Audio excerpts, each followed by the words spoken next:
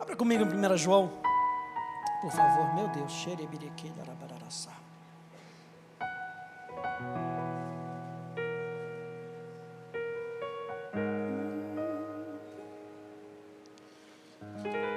João,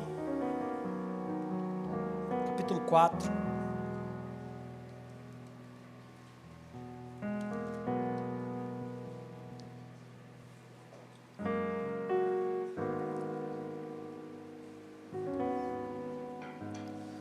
Vai lá em Apocalipse e vem descendo. Aleluia. 1 João, capítulo 4.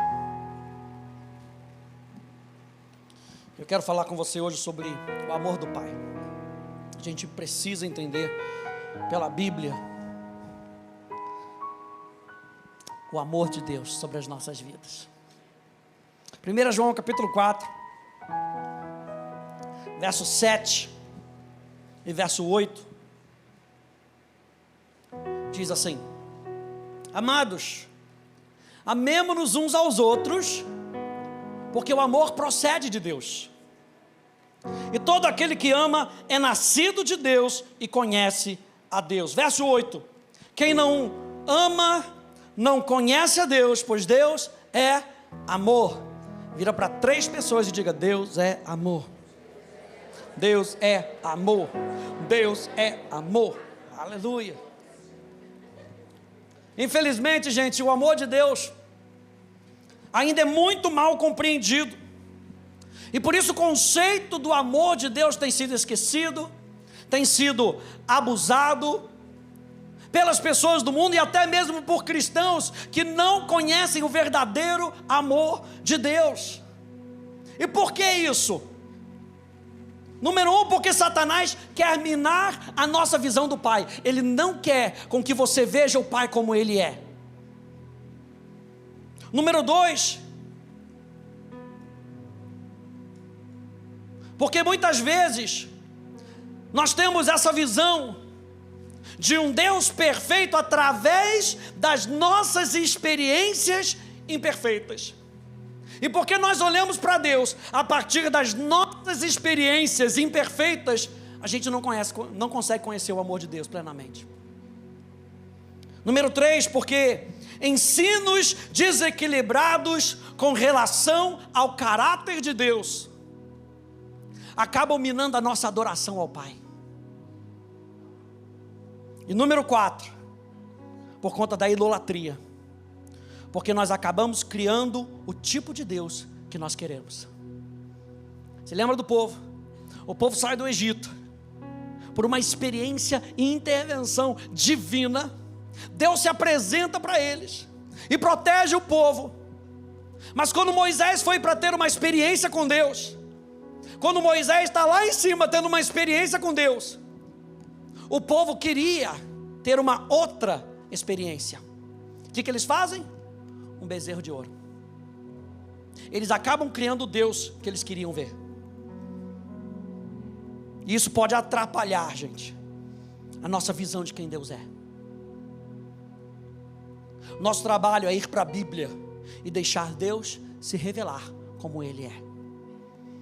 No verso 16 e verso 17, olha só o que o apóstolo João continua dizendo. Verso 16, verso 17, ele diz: e nós conhecemos o amor. Ele está falando para uma igreja, ele está falando para um povo, e ele está afirmando: nós conhecemos o amor, e nós cremos nesse amor que Deus tem por nós. Deus é amor, e aquele que permanece no amor, permanece em Deus, e Deus permanece nele. Nisso, o amor é aperfeiçoado em nós, para que no dia do juízo, mantenhamos confiança. Pois assim como Ele é, também nós somos nesse mundo. Qual é o objetivo da gente estudar o amor de Deus? Número 1, é entender que através do amor de Deus, nós somos amados. É entender que através do amor de Deus, nós podemos amar como Ele ama.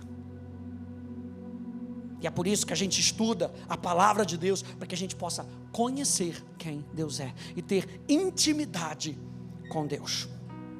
E eu quero ver com você algumas definições da palavra ágape. A Bíblia diz que Deus é amor, e a palavra que é usada aqui no grego é a palavra ágape. E ágape descreve o amor que Deus dá livremente, o amor que Deus dá sacrificialmente, o amor que Deus dá incondicionalmente, independente da resposta do outro. É o amor do tipo de Deus. Olha só o verso 9 e o verso 10. Aí em 1 João capítulo 4, diz assim: nisso se manifestou o amor de Deus em nós, em haver Deus enviado o seu Filho unigênito ao mundo, para vivermos por meio dele.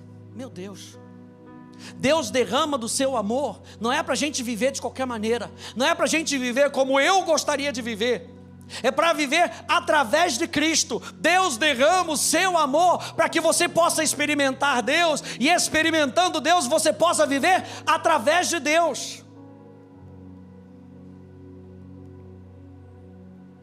Nisso consiste o amor,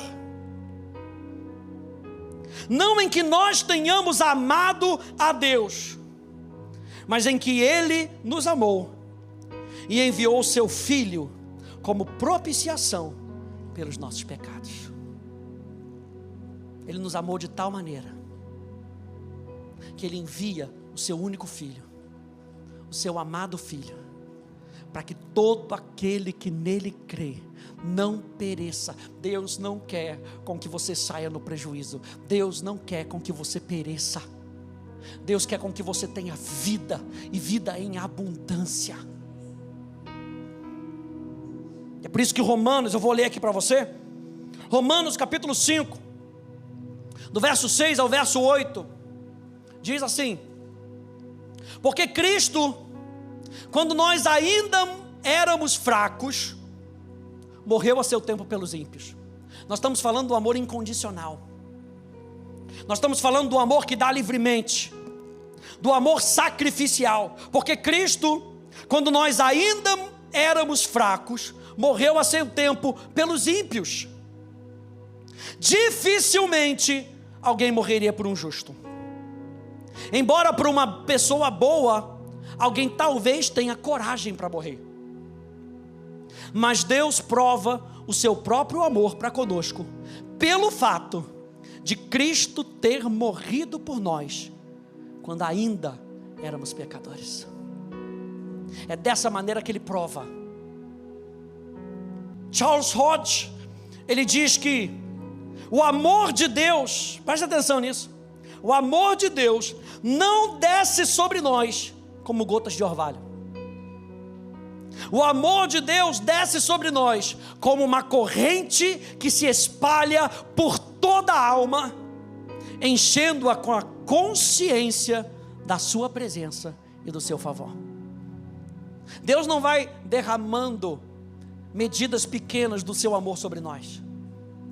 A Bíblia fala que o amor de Deus tem sido derramado nos nossos corações pelo Espírito Santo. Sabe como ele cai? Ele cai de enxurrada sobre você. Sabe a chuva que a gente está esperando em Ribeirão Preto? Aleluia! Para acabar com a seca da nossa vida. Aleluia! O amor de Deus vem como uma enxurrada sobre nós para acabar com a seca da nossa alma. E eu não sei se você tem experimentado um tempo de seca, um tempo de estiagem, onde talvez você esteja se perguntando onde é que está Deus. A Bíblia é bem clara para dizer que Ele quer se derramar sobre a sua vida. À medida que você se abre para receber, é a medida que Ele cai sobre você.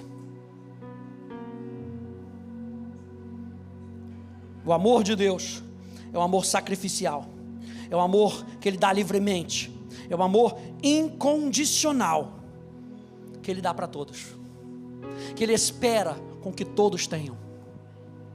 Número 2, O amor de Deus, a palavra ágape, é a direção voluntária de Deus para o homem. O Deus decide amar o homem. É uma decisão divina. Envolve Deus fazendo o que Ele sabe que é melhor para o homem, e não necessariamente o que o homem deseja. E aqui está o X da questão. Porque se a gente não entender o que é verdadeiramente o amor, a gente vai acabar entrando na doutrina da Xuxa. Aleluia, meu Deus. Sabe qual é? É aquela que diz: tudo que eu quiser, o cara lá de cima vai me dar. Doutrina da Xuxa, teologia da Xuxa. E você cantou quando era pequeno, pelo menos na minha idade. Mas o amor de Deus envolve Deus fazendo o que Ele sabe o que é melhor para o homem. Diga: Deus sabe o que é melhor para mim. E você, como pai, quando você cria o seu filho, você sabe o que é melhor para o seu filho. Tanto que você protege seu filho. E se o seu filho quiser botar o dedo na tomada, você não deixa. Por que você não deixa? Porque você sabe que é prejudicial. Tem coisas que o amor de Deus não vai permitir com que a gente faça, porque Deus sabe que é prejudicial para a gente. Tem coisa que Deus fala não, porque Deus sabe que lá na frente a gente vai acabar entrando numa armadilha. O amor de Deus nos protege. E isso faz parte, gente, do amor do Pai mostrar a santidade de quem Ele é. A santidade é um marco fundamental entre a pureza moral de Deus e os nossos pecados. A Bíblia é clara para dizer que Deus não é apenas amor. Não entra na teologia do Beatles, que diz que tudo o que você precisa é amor. Nós precisamos do amor de Deus, nós precisamos de tudo o que Deus é. E a Bíblia diz que Deus é amor, mas os anjos que se relacionam com Deus clamam dia e noite: Santo, Santo, Santo, Santo, Santo, Santo. A sua santidade é o padrão e a fonte do seu amor. Olha só o que diz Jeremias capítulo 31, fica comigo. Jeremias capítulo 31, no verso 20, diz assim: não é Efraim o meu filho querido? O filho das minhas delícias. Olha só como é que Deus diz acerca de Efraim. Não é ele o meu filho querido? Não é ele o filho das minhas delícias? Mas olha só o que Deus fala: pois sempre que falo contra ele, lembro dele com ternura. Espera aí, mas Deus vai falar contra mim? Bom, se eu estiver fazendo a coisa errada, Ele fala contra nós. O que Ele fala contra nós? Ele expõe a verdade. E ao expor a verdade expõe as nossas falhas. Mas veja como Deus fala: sempre que falo contra ele, lembro-me dele com ternura. Por isso, o meu coração se comove por ele, e dele certamente me compadecerei, diz o Senhor. Deus ama a todos, gente. Quem diz amém é isso.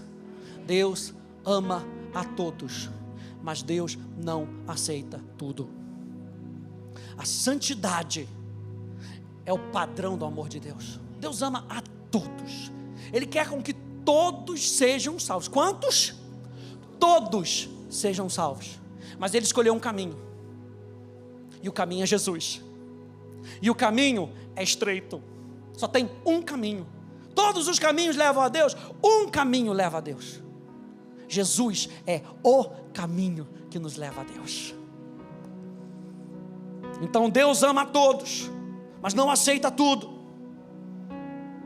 E é isso que Deus chama de pecado: o que não condiz com o seu padrão,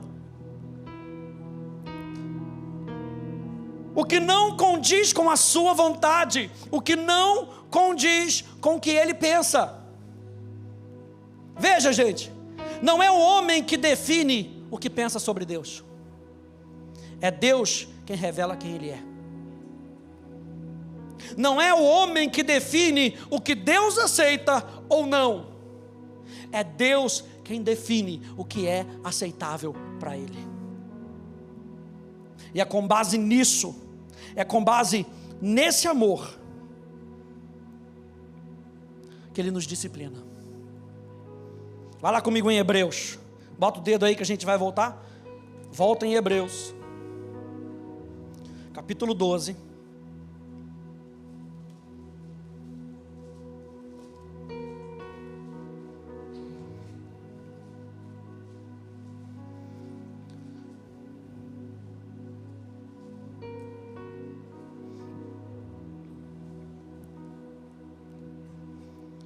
Hebreus capítulo 12, a partir do verso 6.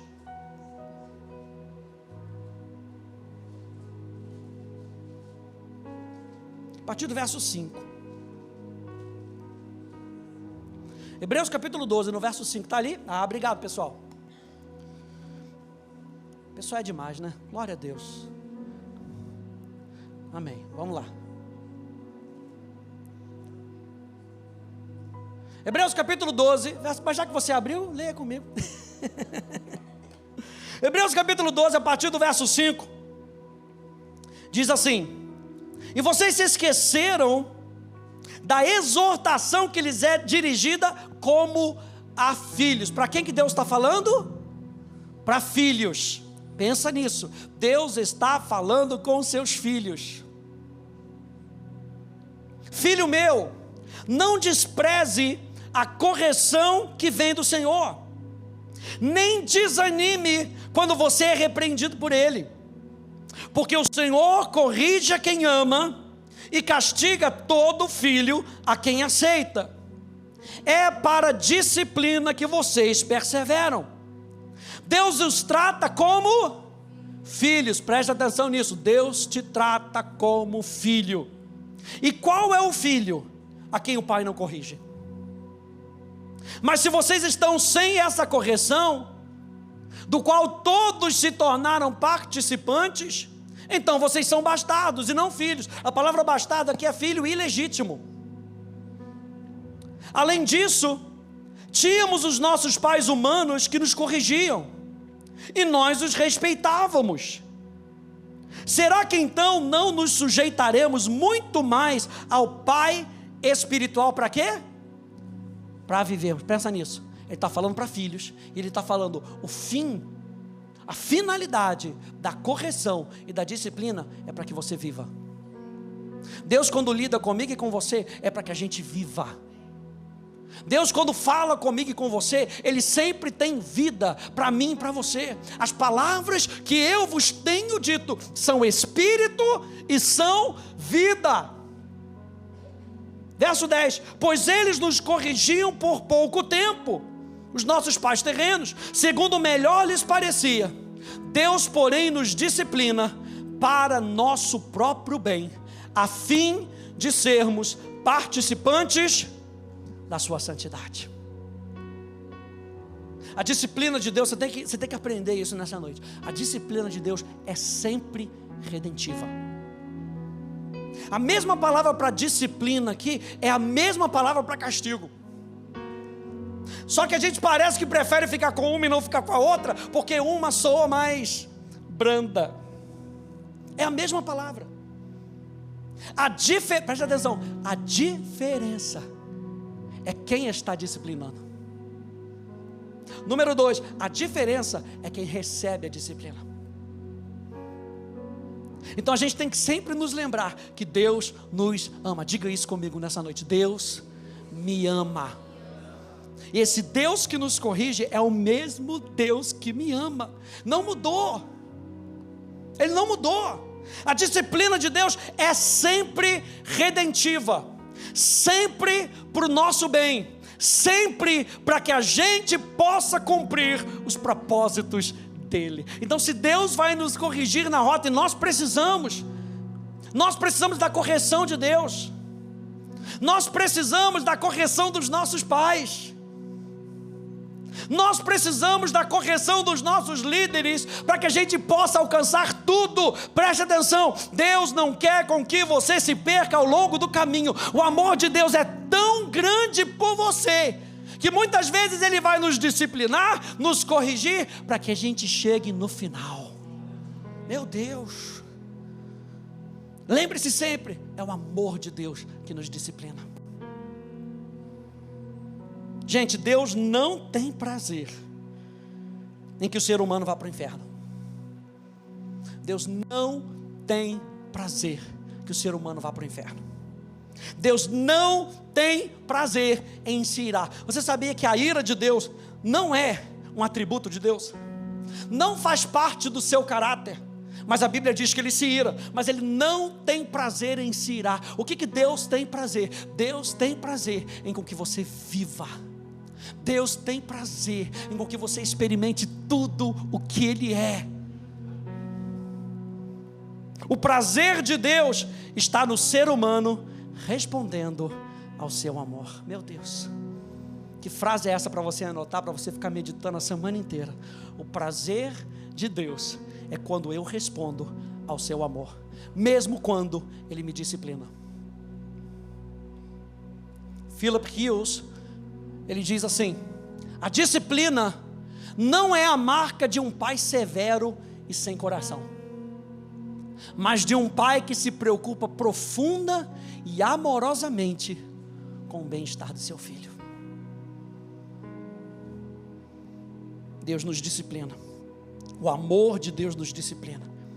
E número 3, a palavra ágape é o amor que é ordenado aos crentes. É o amor capacitado pelo seu espírito, ativado pela escolha pessoal da vontade de alguém. Não é baseado em sentimentos. O amor não é baseado em sentimentos em relação ao objeto do amor. E ele é manifestado por ações específicas. Ele não é um sentimento, e ele é manifestado por ações. Deus não amou o mundo só dizendo para você que Ele te ama. Ele provou enviando o seu Filho. Jesus prova que nos ama indo para a cruz do Calvário. O amor é manifesto em ações. E a primeira coisa que a gente vê aqui é que o amor é ordenado aos crentes. Quem é crente, diga amém. Volte lá para mim, em 1 João capítulo 4, no verso 11. 1 João capítulo 4.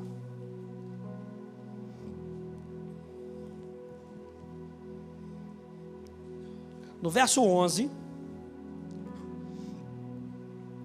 Diz: amados, se Deus nos amou de tal maneira, que maneira é essa? Incondicional, não esperando a resposta do outro. Um Deus que sabe o que é melhor para nós. Se Deus nos amou de tal maneira, nós também devemos amar uns aos outros. Olha só, Efésios capítulo 5, verso 1 aqui na tela. Diz: sede, pois, imitadores de Deus, como filhos amados. Por isso que a gente começou lá dizendo: nós conhecemos o amor. Então o apóstolo Paulo corrobora com o apóstolo João para dizer: sede então imitadores de Deus, sabendo que vocês são amados por Deus, e andai em amor, como também Cristo nos amou e se entregou a si mesmo por nós, como oferta e sacrifício a Deus em aroma suave. Quando a gente vê essa palavra imitadores, imitadores fazem o que o outro faz. Então ele está falando: continua olhando para Deus. Nós começamos essa série falando que o mundo, ele tem um pensamento acerca de quem Deus é, de como Deus deve se parecer, mas eu e você não devemos buscar a nossa definição no mundo. Nós buscamos a nossa definição no próprio Deus. É sem intermediário. Ele mesmo se revela para mim e para você. Então o imitador, ele faz aquilo que ele vê o outro fazendo. Eu e você precisamos saber quem nós somos em Cristo Jesus. E quem nós somos em Cristo Jesus? Filhos amados. Diga, eu sou um filho amado. Tem horas que a gente tem que repetir, gente. Eu faço você repetir, porque a gente precisa participar de algo, para que a gente possa ouvir a gente mesmo falando. Eu estou ouvindo o pastor Rafa falando, que legal. Eu preciso me ouvir falando, eu sei que eu sou um filho amado. Porque chega o momento do juízo, chega o momento da tribulação. A gente tem que se ouvir falando, eu sou um filho amado, eu sou uma filha amada. A gente precisa saber quem nós somos em Cristo Jesus. Você lembra de Jesus no batismo? Jesus está sendo batizado, e o que ele ouve do Pai? Esse é o meu filho amado, em quem eu tenho prazer. E Deus tinha tanto prazer em Jesus, que no Getsemane, o Pai não responde à oração de Jesus. Você lembra de Jesus falando? Senhor, se possível, passa de mim esse cálice. Mas você vê Jesus se submetendo à vontade do Pai, dizendo, mas seja feita a tua vontade. Jesus, quando teve que ir para o deserto, ele foi com a certeza de que ele era filho amado. E Paulo está querendo apresentar uma doutrina aqui para a gente, o ensino. Eu e você somos filhos amados. Então vamos imitar o nosso Pai. A segunda coisa que a gente vê no verso 2, ele diz assim, andar em amor. Andar fala do progresso da nossa vida. Andar fala de fazer bom uso da oportunidade que temos. Andar fala da nossa conduta. E o exemplo aqui é Cristo. Aqui está a cultura. Sabe o que a palavra cultura quer dizer no latim? Cultivar. É isso que eu e você precisamos cultivar na nossa vida. Eu não sei se na sua época era assim, mas na escola, lá no Rio, quando a gente era pequenininho, tinha que fazer o experimento com feijãozinho. E tinha que cuidar do feijãozinho. Tinha que cultivar o feijãozinho, para que a gente pudesse dar um relatório para a professora. E você botava o feijãozinho, botava a aguinha, e todo dia tinha que dar uma regadinha, todo dia tinha que ver o que estava acontecendo. Isso é cultivar. Cultivar fala de plantar e cuidar, para que o processo vá até o objetivo. É essa cultura que o apóstolo Paulo está querendo trazer para mim e para você. Ande em amor. Ande no amor sobrenatural.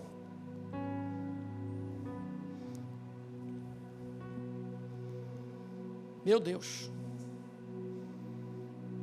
1 Timóteo, capítulo 4, verso 12. Ninguém o despreze por você ser jovem. Pelo contrário, seja um exemplo. Como é que Timóteo ia ser um exemplo? Sendo imitador de Deus. Seja um exemplo para os fiéis, na palavra, na conduta, no amor, na fé e na pureza. Eu e você então, nós somos ordenados a andar em amor. Não é um pedido. Jesus não está no céu falando, por favor, faz isso por mim, eu nunca te pedi nada na vida. Ele está nos dando uma ordem. Andem em amor. E como é que eu e você conseguimos andar em amor? Se nós formos capacitados pelo Espírito. 1 João capítulo 4, no verso 12. Diz assim: ninguém nunca viu a Deus. Se amarmos uns aos outros, Deus permanece em nós, e o seu amor em nós é aperfeiçoado.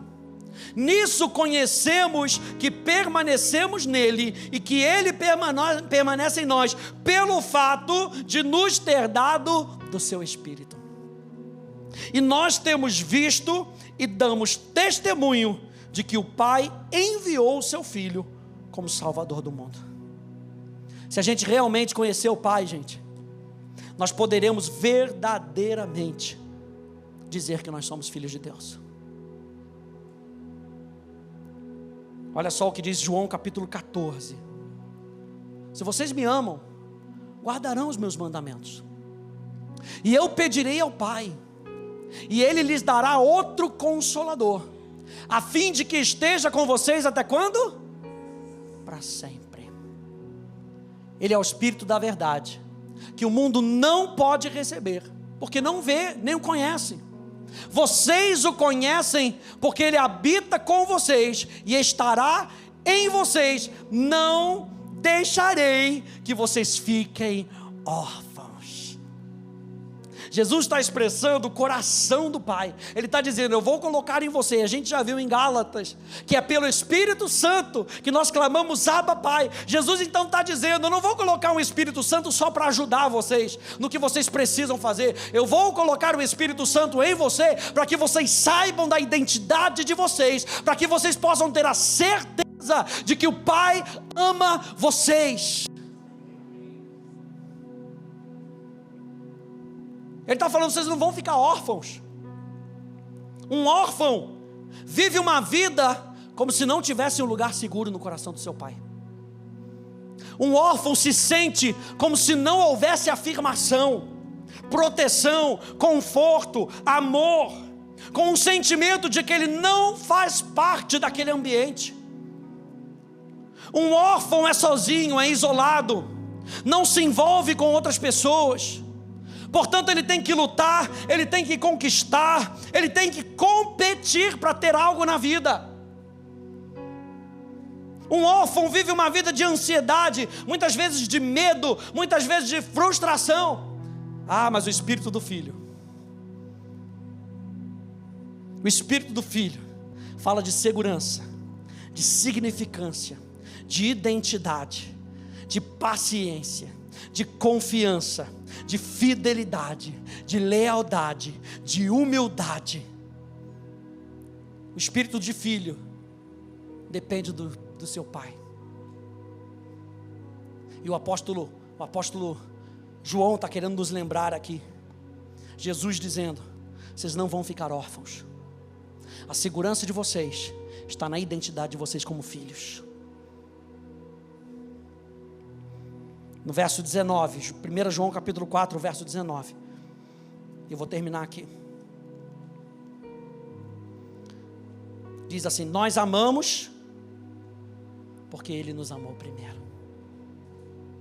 Então eu posso amar a Deus porque Ele me amou. Eu posso amar outras pessoas, porque Ele me ama. Gente, você dá uma olhadinha em 1 Coríntios capítulo 13, e você vai ver o capítulo mais usado nos casamentos, aleluia. E você vai dar uma lidinha e você fala, como é que eu vou viver esse negócio? O amor, quem nunca se irritou aí? Levanta a mão, você que é ET, aleluia. A Bíblia fala, o amor não se irrita. Meu Deus. É justamente para que a gente possa depender do Pai. É um amor sobrenatural. A gente não pode dizer que a gente vive esse amor na nossa carne, nos nossos desejos. A gente tem que depender dele para poder viver. Nós recebemos então a revelação do seu amor, para poder responder a ele, permitindo que o amor de Deus transborde para as outras pessoas. Olha só esses versículos aqui. Judas, verso 21, diz, mantenham-se no amor de Deus. João capítulo 15, no verso 9, diz, como o Pai me amou, também eu vos amei, permanecei no meu amor. 2 Tessalonicenses 3, 5, que o Senhor conduza o coração de vocês ao amor de Deus e à perseverança de Cristo. Sabe por quê, gente? Essa imagem do amor de Deus, a imagem clara, a imagem verdadeira, a imagem bíblica, do coração de Deus, de quem Deus é, do amor de Deus, precisa estar em alta na nossa vida, para que a gente não seja como aquela igreja de Apocalipse, a igreja de Éfeso, que estavam trabalhando para Deus, fazia tudo, e em todos os encontros, em todos os eventos da igreja, falava, profetizava, mas disse Jesus a João, para dizer a essa igreja, pode subir, gente, tenho uma coisa contra vocês: que vocês abandonaram o seu primeiro amor. E aqui o apóstolo Paulo está nos lembrando que vocês sejam perseverantes no coração, que vocês sejam perseverantes no amor de Deus. Toda a nossa fé cristã depende do nosso conhecimento de Deus, e todo o propósito da nossa fé é que possamos conhecê-lo de forma precisa, mais íntima e mais pessoal. Deus quer que onda após onda você seja sacudido, inundado e experimente com todos os santos. Experimente com os seus irmãos. É por isso que eu e você nos reunimos, como diz o escritor de Hebreus. Nós nos reunimos para que nós possamos nos estimular ao amor, para que o amor que está no seu coração possa aquecer o amor do coração da outra pessoa. E é por isso que o apóstolo Paulo está dizendo aqui, para que vocês experimentem com todos os santos. Qual é a largura, o comprimento, a altura e a profundidade, e conhecer o amor de Cristo, que excede todo entendimento, para que vocês fiquem cheios de toda a plenitude de Deus. O que o apóstolo Paulo está falando? Quer ter a plenitude de Deus? Tem que conhecer o amor do Pai. Tem que conhecer o amor do Pai através de Cristo. Tem que conhecer o amor do Pai através de Cristo, que é derramado pelo Espírito Santo nas nossas vidas. O amor de Deus, ele é sacrificial, ele é intencional, ele é sobrenatural, é parte da vontade de Deus. Deus te ama. Sabe por que Ele te ama? Pelo simples fato de que Ele te ama.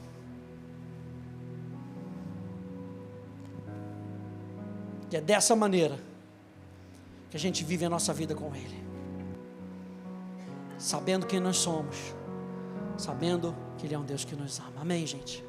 Fique de pé, por favor.